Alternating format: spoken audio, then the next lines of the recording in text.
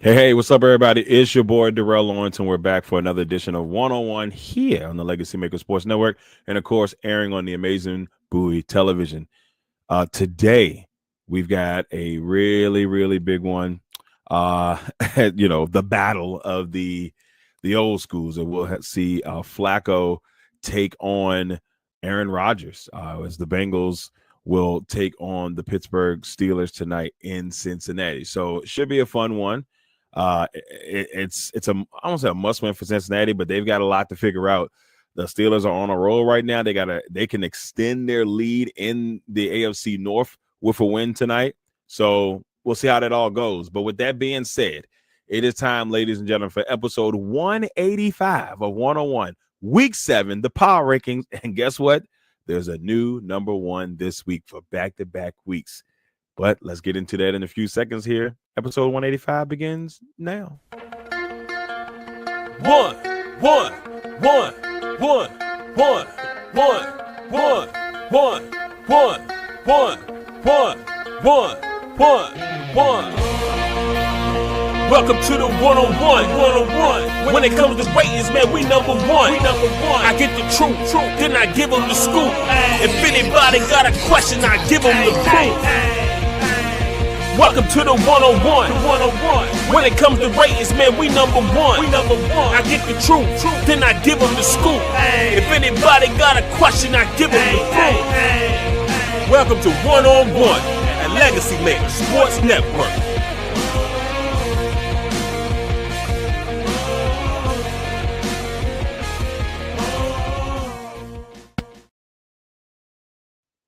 Hey, what's up, everybody?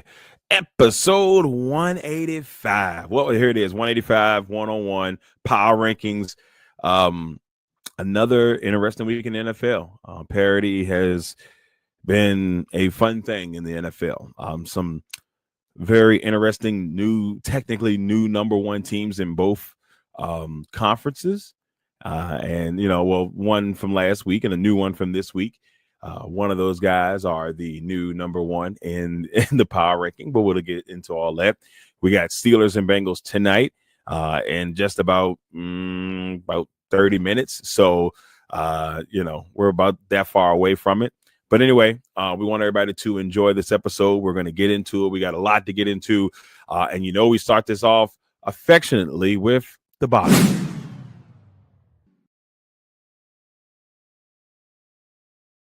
All right.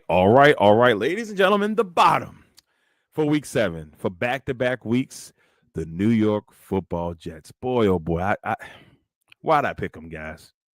Why did I pick the New York Jets to beat the Denver Broncos? Now, here's the thing. 13-11 wasn't a barn burner. They had a chance. The Jets have to win at some point.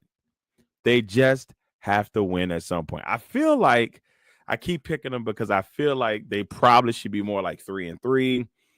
They should be a better football team than what we've seen, but they just haven't been able to pull it through. Poor Justin Fields only had 11. Oh, subtract the 3. Let me subtract that twice. He had negative 10 yards passing. How does that even happen? I mean, I know it's possible, obviously, because that's what the stat line was. But at one point, he had like a negative 10 yards. I mean, it's insane to me. And here's the crazy thing. He's not throwing interceptions. 4 touchdowns, no picks, 799 yards. It's just not cooking. It's just not working right now for the New York Jets. I was hoping good things for Justin Fields because I feel like he has the talent in the league to do some good things. He may have been put in some really bad situations. This might be more bleak than the Chicago Bears situation was when he was there. Pittsburgh gave him a little life and showed that, under good leadership, he can do good things. He was 4-1, I think, last year before they brought Russell Wilson in. This is not a knock on Aaron Glenn because I think Aaron Glenn could be a really good coach in this league. For whatever reason, it's just not working right now. So the Jets are at 32, and I hope it works out for them. 0-6, got to get a win. And you know what? I'm gonna tell you, I didn't pick them this week to win. They're gonna probably win this week. At 31, the Tennessee Titans. Boy, another team that I picked last week, and I don't know what the heck I was thinking.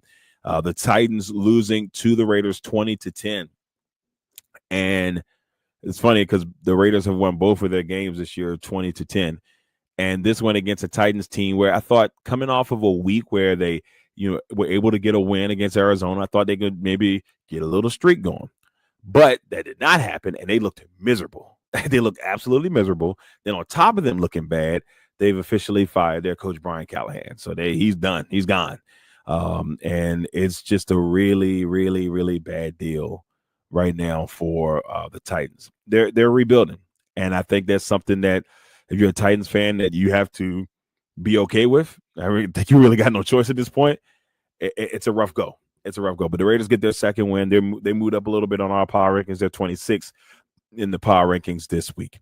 At number 30, the New Orleans Saints. Boy, oh boy, oh boy, the New Orleans Saints. Now, the Saints had a pretty, tough game with the Patriots. They battled with this New England team who seems to be on the up and up.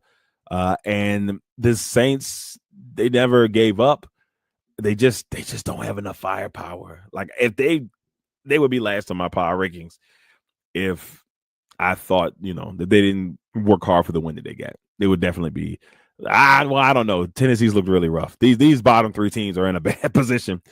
But the Saints have continued to fight hard, and I won't take that away from them. I've been saying that since pretty much the beginning of the season. The only game they really got beat up in was the Seattle game. That was ugly. It was at 44-13. But this is just, I don't know. And I don't think it gets any better from here.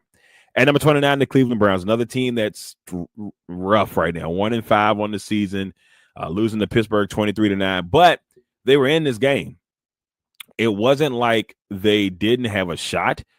It was a tight game pretty much all the way through. I think at halftime, it was like 16-6. So it wasn't like out of reach, but they just couldn't do it. I mean, poor Dylan Gabriel, 29 for 52, threw the ball 52 times, 221 yards.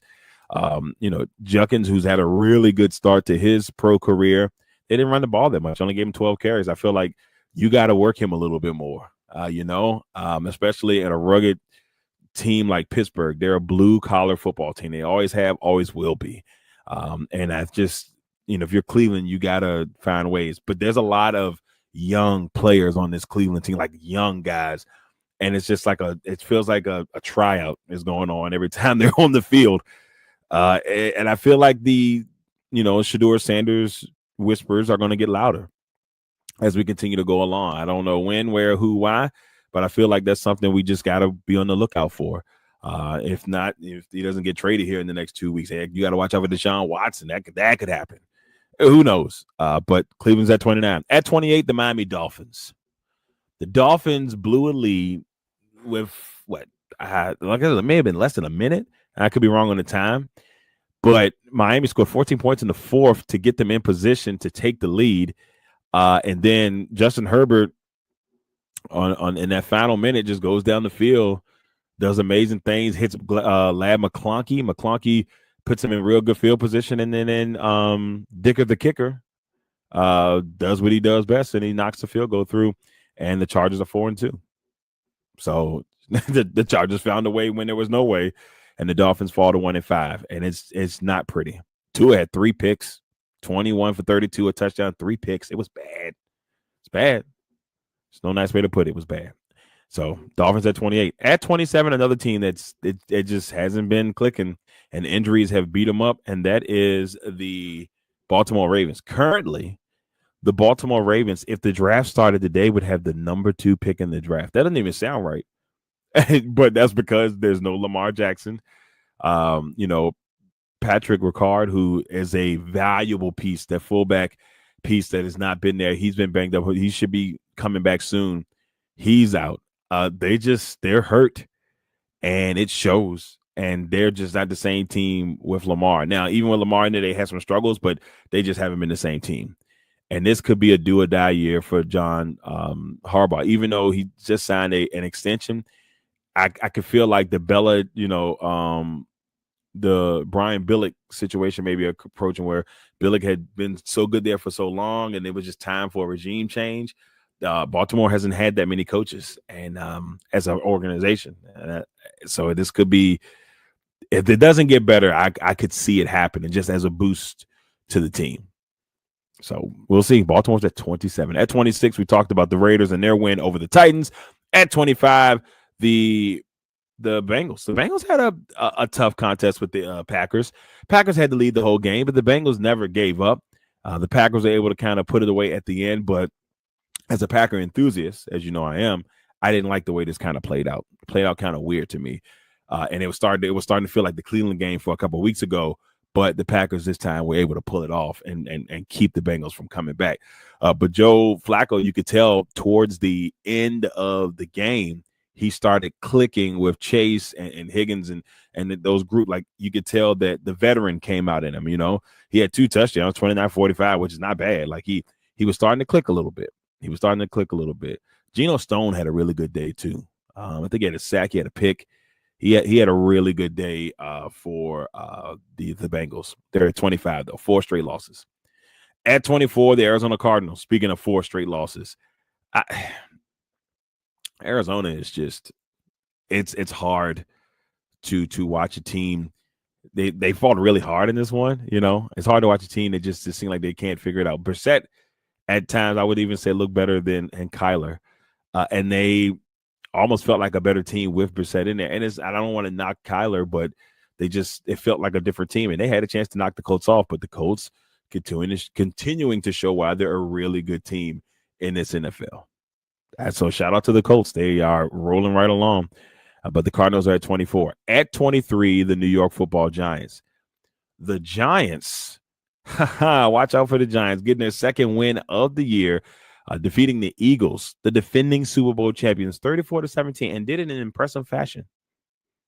You know, Scatterboo was giving them the business. Jackson Dart was looking great. Except for that one moment he went into the medical tent, and that's been the big controversy because Dayball went into the tent to check on him, and people was like, wait a minute, is he trying to force him to come back out there? Nevertheless, the Giants win this game, and they win by 17. So if you're an Eagles fan, the alert sign is on right now. Like, yo, what is going on? Why did this happen? But the Giants with a nice win, and they moved to 2-4. At 22, the Dallas Cowboys. Cowboys playing a Panthers team that is still trying to figure themselves out, but have had some good moments this season. And they had another good moment against Dallas. Rico Dowdle, Dowley. I think that's why I figured out Dowley. Rico Dowley came in there and had another great game, and he helped defeat this Cowboys team, his former team, and he looked so good. 183 yards rushing, just coming off of that 200-yard rushing game he had last week. It was 206 yards last week, almost another 200-yard game this week, and he has looked impressive. Like if you're Chuba Hubbard, I always say his name wrong, or Chuba Hubbard, you may not get your job back. I mean, Rico's playing great football right now. He had 239 yards overall from the scrimmage. So you could tell it meant a lot for him to win. Bryce Young, 199 passing, 17 for 25, 3 touchdowns on the pick. He's playing better football. I said at the beginning of the year, ladies and gentlemen, that the Panthers, the Giants, the Jaguars, the Patriots would all be teams. I mean, I said the Jets too, but they've been the only team out of my teams that haven't done what I said they would do, which would be competitive. Well, the Jets have been competitive. They just haven't won the games. But, you know, big competitive and surprise people. And we've seen that from those 4 teams so far. Maybe the Jets make me look good at some point. And then last but not least, they had a bye last week, the Houston Texans. They're 2-3. They're 2 straight wins as they sit at the top of the bottom. With that being said, here at the bottom, Jets, Titans, Saints, Browns, Dolphins, Ravens, Raiders, Bengals, Cardinals, Giants, Cowboys, and the Houston Texans round out the bottom. Man, oh man, the bottom is shaping up the way I think it. There's a couple of surprise teams in the bottom. You know, I think the Cowboys being in the bottom, the Ravens being in the bottom, the Bengals being in the bottom, obviously because of injuries. The Texans, there's like 5 teams, maybe even the Dolphins, maybe. But I thought the Dolphins were going to be bad, so I'm not going to sit here and say. But there's a couple like maybe they shouldn't be here, and they still got chances to crawl out. The Chiefs were in the bottom for a couple of times, and they've crawled out. So I mean, I still see that some of these teams can make that happen. With that being said, let's go to the outside looking in.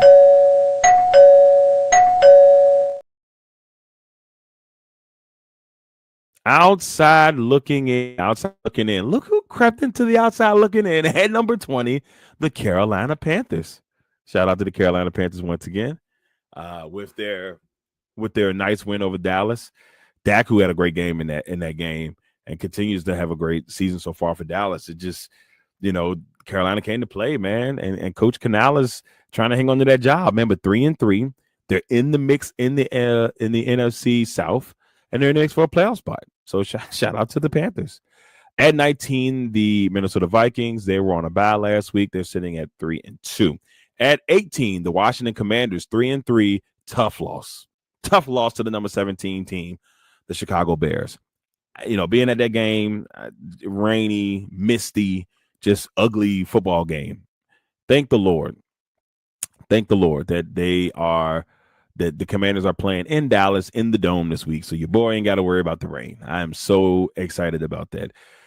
So I love the fact that they're going to play in the Dome this week. Now, the Commanders had a chance to win their game, and a huge fumble by Jaden Daniels towards the end of that game set the Bears up for the game-winning field goal as they won 25-24. It's a tough one, but the Commanders did what they needed to do, and they got the win. At 17, the Chicago Bears. We talked about their win over the Commanders, and that's 3 straight wins for the Chicago Bears. So shout out to Ben Johnson and the crew. They're starting to click.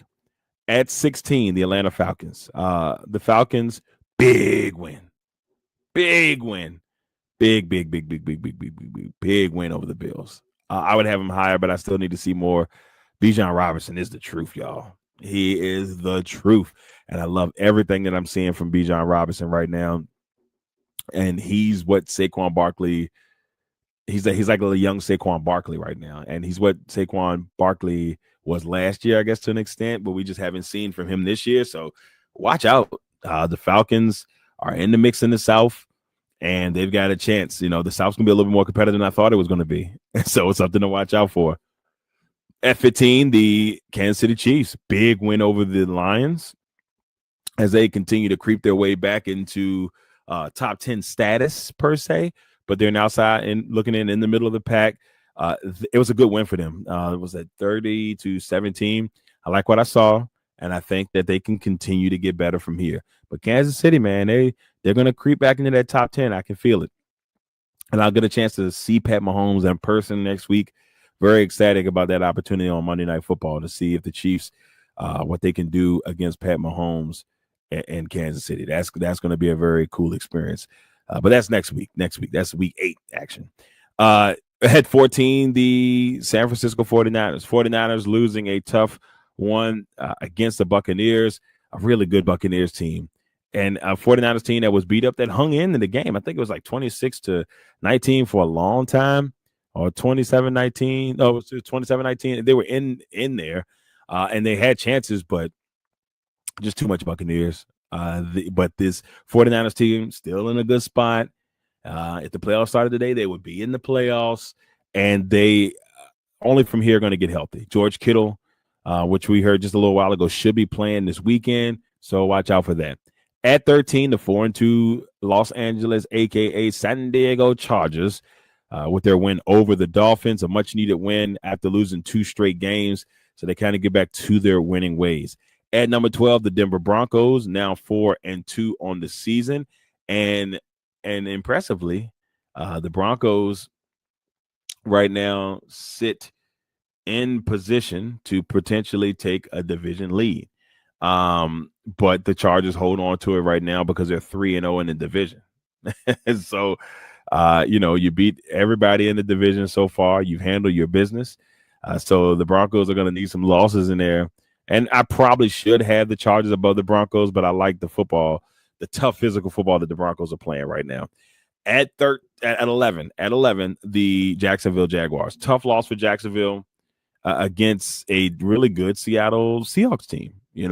On paper, it doesn't look sexy if you look at the names, but Mike McDonald has that team playing really well. But Jacksonville, tough loss, losing 20-12, and I think they'll bounce back this week, but I still like them overall. I still think they're going to make the playoffs. I still think they're going to be a problem as the season goes along. but I have them at number 11, knocking on the door to getting back into the top 10. So with that being said, ladies and gentlemen, here we are. The outside looking in, we've got the Panthers, the Vikings, the Commanders, the Bears, the Falcons, the Chiefs, the 49ers, the Chargers, Broncos, and last but not least, at number 11, the Jacksonville Jaguars. So there it is. Outside looking in, and it's getting a little closer. You can see some teams really starting to make a push and make some things go their way.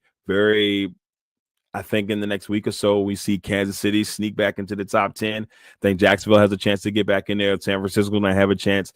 Denver, those top 6 teams, even the Falcons. I think from the Falcons up to the Jaguars in that power ranking, I think they have a chance to really make some noise. So let's see how that goes. So now, ladies and gentlemen, let's go to the top 10.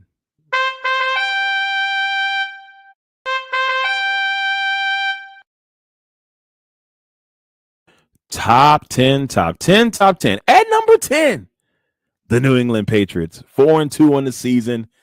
The Patriots, with their win over the Saints, Drake May continues to be impressive. And what he's been able to bring to the table, he's 10 touchdowns, only 2 picks so far this season, throwing for 1,500 yards on the year. They've got them a guy. Out there. He's confident, and it looks like everything's working out in the favor of this New England Patriots team. And they've got a division lead. Yes, I have the Bills over them because I still think the Bills are the better overall team. Even with the win, I still like the Bills over them, but because they're so young, and the Bills do have Josh Allen. But New England's on the right pace. And so it was a really good win against Buffalo. That was last week, my fault. There was a really good win against Buffalo last week, and then to get that win against the Saints this week. So nicely done. At number 9, the Seattle Seahawks. The Seahawks continuing to roll right along.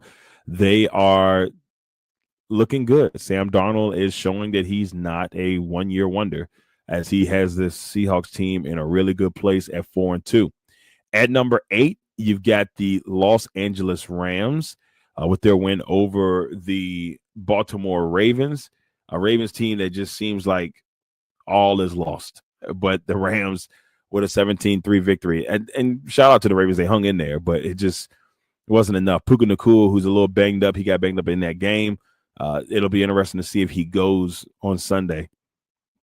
And they're always going to need him, but they still have Devontae Adams, so they're not in miserable shape. But we'll see what the Rams can do heading into week number 7. At number 7, the Philadelphia Eagles, second straight loss. This loss against the Giants, this one is ugly. And the Giants fans are not gonna let the Eagles fans get past on this one. And shout out to the Giants fans, they deserve this. But the Eagles, tough weeks for them. And Buffalo, both teams were 4-0. We had them at 1-2 on our power rankings. They're still in the top 10. They're still really good football teams, but they both lost in back-to-back weeks. So Eagles at 7, Bills at 6. They have an interesting road coming up here in the next couple of weeks. At number 5, the Detroit Lions. Despite the loss to the Chiefs, I still like the Lions and where they are. I like what this team, solidifies overall as a football team. They're coming into that Chiefs game. They were rocking and rolling. So, you never can put anything past Pat Mahomes and the Kansas City Chiefs. So losing that game is nothing to be ashamed of, but I still like them being one of the best teams in the NFL. At number 4, the Green Bay Packers. I didn't even want to put them in there. But I feel we'll see. Technically they're the number 2 seed right now in the NFC, technically. But I still need to see more. There's so much potential on this team. I've been saying it for years, and they need some vets, man. They got to get some vets. Vets at receiver, vets at cornerback, just a couple of defensive veterans to come in and really help this team take them over the edge, man. We're just too young. And it's not a bad thing because we're still winning football games being young, but we just need that veteran presence. Come on, Goot. What are we doing? At number 3, the Pittsburgh Steelers. They got a nice one tonight against the Bengals. Pittsburgh beating the Browns in, classic Pittsburgh fashion. They're 4-1. Aaron Rodgers and the crew are looking happy. DK Metcalf is doing his thing. They're rolling right along. At number 2, the Indianapolis Colts. I really struggled to make a decision to put either the Colts or the Buccaneers at 1. But I went with the Buccaneers at number one because of the level of competition that the Buccaneers have faced and have won games against. Like it's not been easy for Tampa Bay. So, they had the Lions. Oh, they got the Lions, excuse me, this week. So that's going to be another really good match. Really test to see if they deserve to still stay in that number one spot. But they had a battle with the Falcons, a battle with the Texans. Falcons was almost a playoff team last year. The Texans were a playoff team. A rough one with against the Jets, but they pulled it off. They're only lost to the Eagles in a game where they almost had a chance to come back. A shootout with the Seahawks, who are right now currently a playoff team, and the 49ers, who are also currently, and it's early in the season, but playoff team. So it's hard for me to give the Colts the edge just yet. The Colts have had, some easier opponents, I guess you should say. And that's been my real difference over, the two. I mean, the Chargers, they got the Chargers this week, excuse me.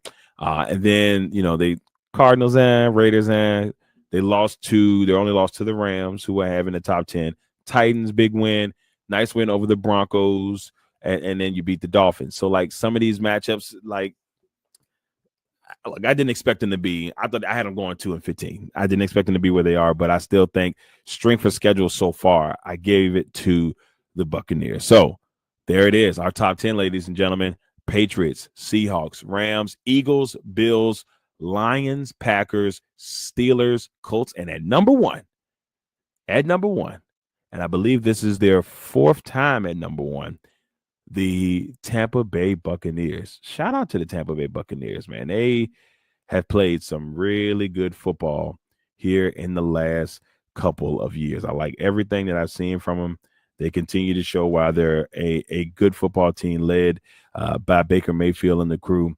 And so the Bucs, for the fourth time ever, are the number one team in our power ranking.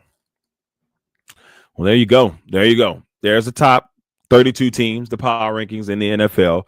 And now we're going to finish it up strong, ladies and gentlemen, with the finale.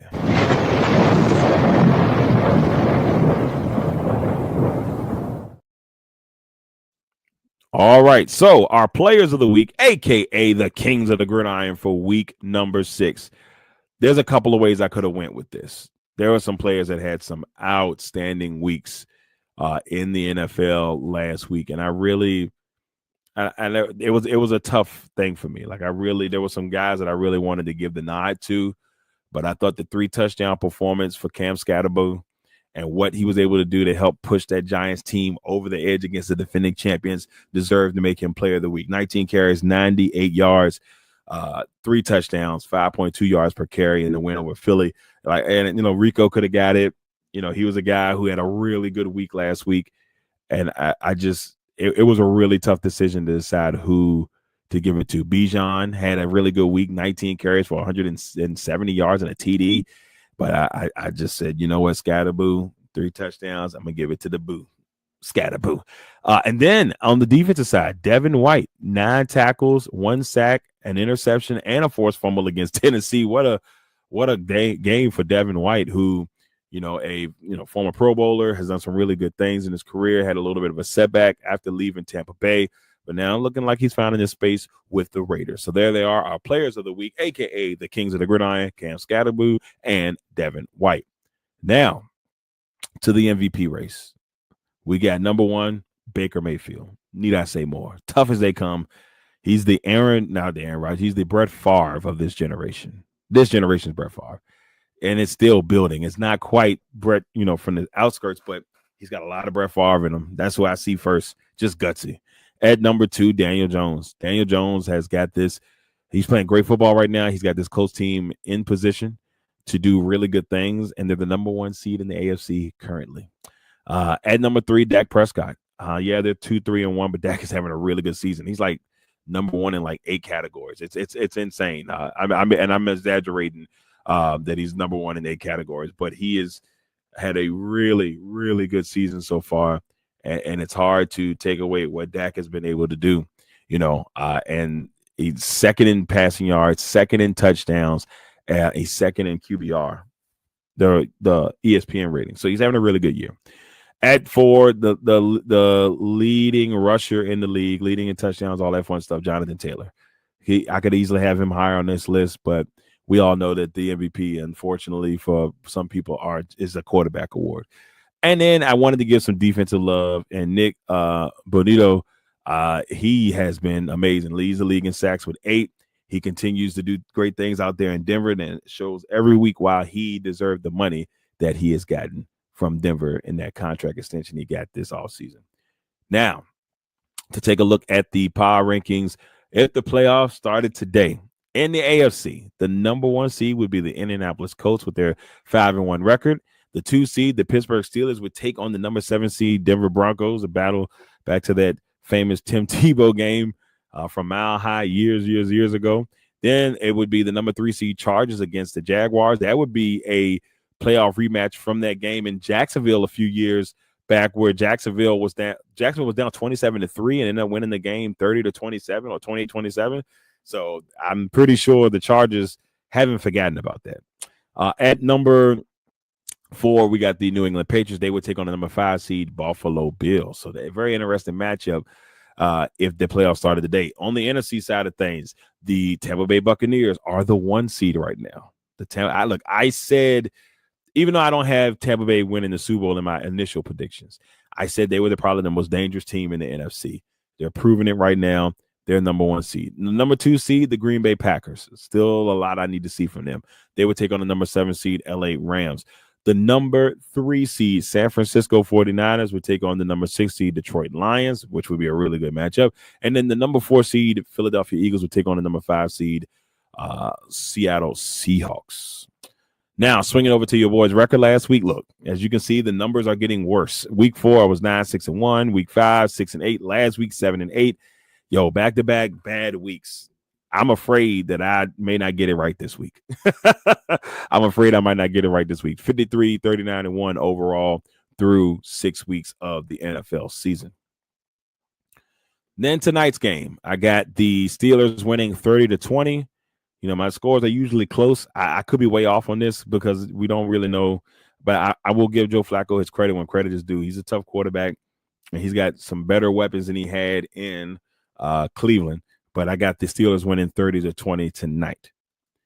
And then last but not least, here's my winners for week 7 this week. I got Steelers, Packers, Commanders, Jags, Chiefs, Dolphins, Patriots, Panthers, Bears, Eagles, Colts, Giants, Falcons, Buccaneers, and the Seattle Seahawks. So we shall see. All right, everybody, that is it for episode 185 of One on One. We'll be back next week for episode 186. And, of course, to give you the power rankings heading into week 8. We're almost halfway through the season. And that, once again, is pushing through. I mean, I'm always on the road or always on the move on the weekends. The NFL will be screaming my name on the weekends. And it's just a lot of work, a lot of good work, a lot of fun work. But, man, it makes the season go by so much faster. Being on the move to go into the games. I realized it last year, but it's really kicking in this year. But it's that in old age. Your boy's getting old. And so now being in the 40 club, those type of things happen. But once again, everybody, thank you all for tuning in for another episode of One on One. We'll be back next week for episode 186. And, of course, talk about and breaking down what happened here in week 7 and so on and so on. Until next time, ladies and gentlemen, thank you all for tuning in. Peace.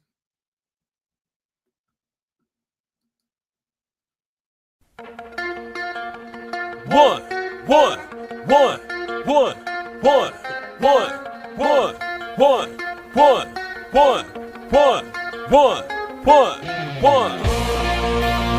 Welcome to the one-on-one. When it comes to ratings, man, we number one. I get the truth, then I give them the scoop.